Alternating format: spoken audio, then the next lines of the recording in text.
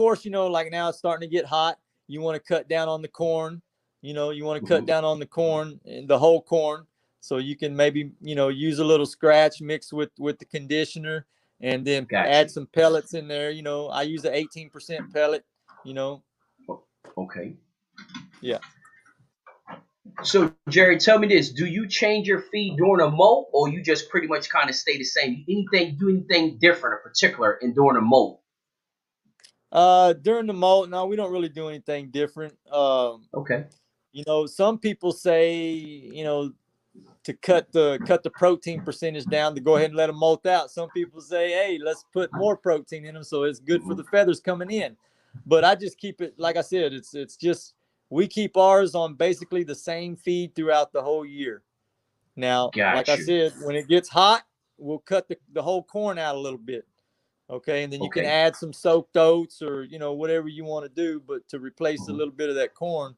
But you Right. don't want, whole corn builds heat. That's the reason Right. why. Okay, and when Got it's you. the summer months, if they eat a lot of whole corn, they're going to hold heat. They're going to have a little fever in them if you feed them too much. Right. Right. Okay. Well, man, like I say, dude, this has been some great information, man. Is there any other particular topics you think we need to cover? I think you pretty much covered everything, dude. And I think it's great. It's a lot, man. We had a ton of comments, man. A ton of comments about this interview, and it's been a lot of people. It's been about 120, 130 people on all at one time. I mean, like almost throughout the whole entire interview, which is awesome. Um, but I think, man, I like I say, man, I think you we touched on pretty much all the points.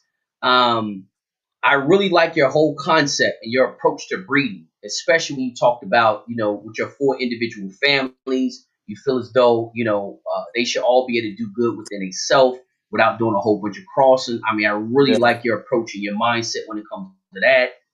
Your feeding program. I like the fact that, with your breeding selection, what you look for. The whole thing also too, Jerry, is the fact that you have the whys to everything that you're doing. Like, it's really nothing that you're doing because somebody told you to do it.